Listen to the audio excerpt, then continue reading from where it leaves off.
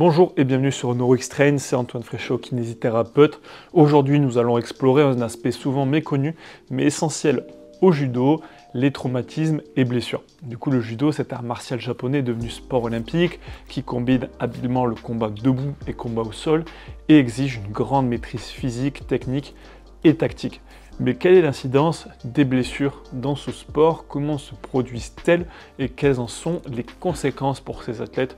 Nous allons découvrir les réalités biomécaniques du judo, les risques de blessures en compétition et en entraînement et les meilleures stratégies pour prévenir et traiter ce genre de blessures. Donc le judo, cet art martial japonais devenu sport de combat olympique, se caractérise par un affrontement direct entre deux adversaires combinant des techniques de combat debout, au sol, et sans recours aux coups frappés. Donc sa complexité, tant physique que technique et tactique, a contribué à son rayonnement mondial ces 50 dernières années, avec la France, avec énormément d'égéries et de très forts athlètes judokas français. Donc, selon l'étude de Sousa et ses collaborateurs, près de la moitié des blessures en judo surviennent en compétition et une proportion significative lors des entraînements. La compétition introduit un élément d'imprévisibilité dû à la résistance variable de l'adversaire, augmentant ainsi le risque de blessure, souvent défini par le Comité international olympique comme des lésions des tissus corporels dues à une activité sportive. Une recherche menée par Blash et ses collaborateurs en 2020, axée sur les judokas européens de haut niveau, a permis d'identifier les facteurs de risque des blessures en compétition. Cette étude, portant sur plus de 26 000 athlètes participant à des tournois internationaux, a révélé un taux de blessures variant entre 12 et 30% sur une période de 15 ans. Il est intéressant de noter que les blessures étaient plus fréquentes chez les athlètes féminines, notamment au niveau des membres supérieurs. Bien que l'étude se concentre sur les blessures en tournoi, il est important de reconnaître que de nombreuses blessures se produisent également lors des entraînements, ce qui est un petit peu différent de certains sports. Pour les professionnels de la santé travaillant avec des judokas, ces informations sont cruciales pour la prévention et la gestion des blessures. Comprendre la nature dynamique et les exigences spécifiques du judo permet d'adapter des stratégies de prévention et de traitement, donc de rééducation, aux besoins uniques de ce sport. Dans le monde du judo, les études mettent en lumière des zones spécifiques à haut risque de blessures. Il y en a beaucoup.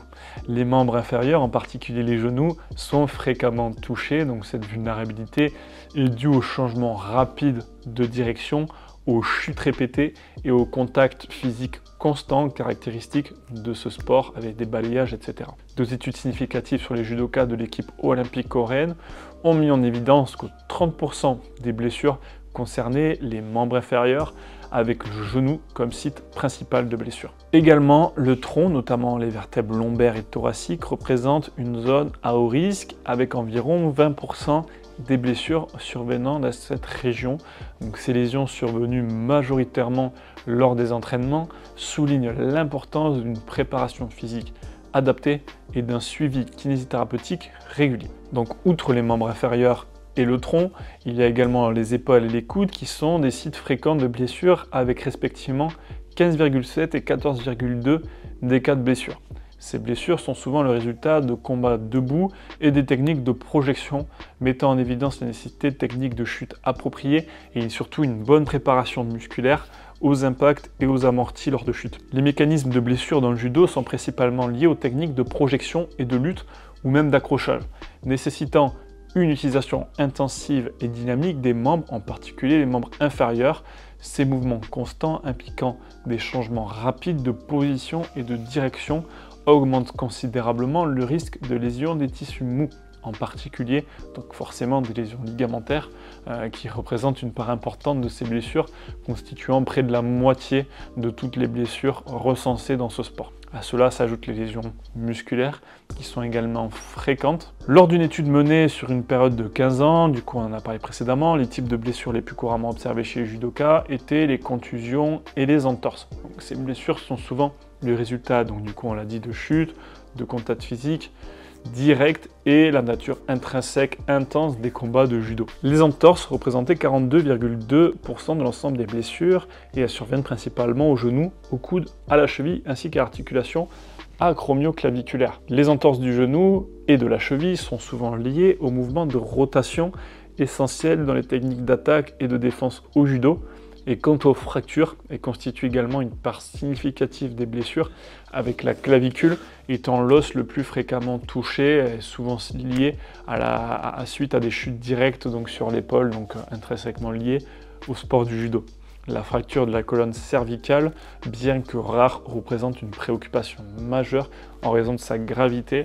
Elle peut survenir suite à une hyperflexion ou même une hyperextension ou un traumatisme direct.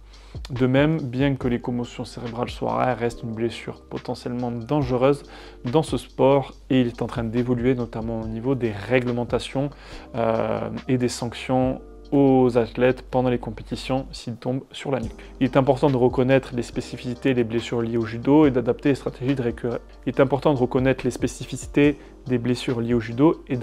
stratégies de rééducation en conséquence. Cela comprend non seulement une approche ciblée pour traiter les blessures existantes, mais aussi un programme de prévention intégrant des exercices spécifiques pour renforcer les zones vulnérables et améliorer les techniques de chute afin de réduire les risques de blessures futures. Des entraînements avec des grosses rotations du bas du corps et un transfert d'énergie vers le haut du corps, des stabilisateurs de l'épaule ainsi que des muscles du cou pour réduire le risque de commotion et de traumatisme grave au cervical. L'analyse des taux d'incidence des blessures au judo révèle une tendance intéressante liée aux catégories de poids. Globalement, il n'existe pas de grosses différences significatives dans la fréquence des blessures entre les différentes catégories, à l'exception d'un taux plus élevé chez les femmes de moins de 52 kg.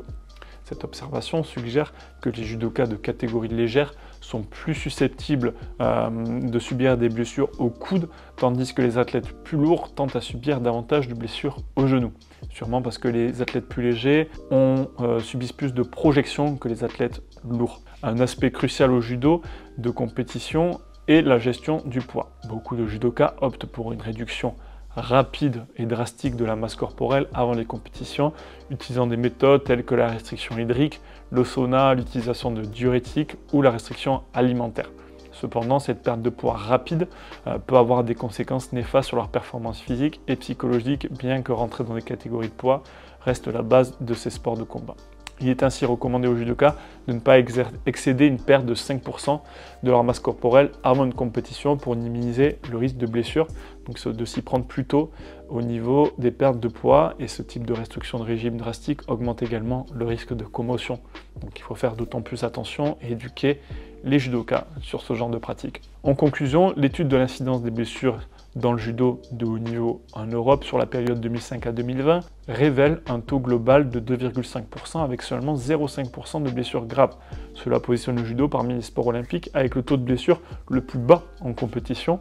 Les zones les plus touchées sont le genou, l'épaule et le coude, avec les entorses étant le type de blessure les plus fréquents, comme dit précédemment. Il est intéressant de noter qu'il n'existe pas de différence significative entre les sexes en termes de taux global de blessures, bien que les femmes tentent à subir davantage de blessures au coude. Les facteurs de risque associés aux blessures en judo sont le résultat d'interactions complexes et variables, comme l'indiquent Bittencourt et ses collaborateurs. Il est impossible de prédire à 100% la survenue d'une blessure lors d'un combat. Toutefois, des éléments tels que les blessures antérieures, la privation de sommeil, donc la fatigue générale, la charge d'entraînement et les conditions atmosphériques influencent individuellement la performance et le risque de blessure chez les judokas. Merci d'avoir suivi cette exploration détaillée des traumatismes et blessures au judo sur NeuroXtrain. Si vous avez trouvé cette vidéo informative et intéressante, n'oubliez pas de liker, partager et de vous abonner à la chaîne pour plus de contenu santé et de la kinésithérapie dans le sport.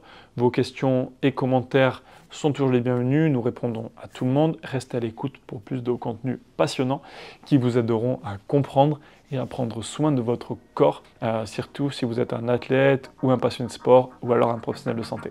Prenez soin de vous, à bientôt pour un nouveau sujet sur NeuroXtrain. Ciao.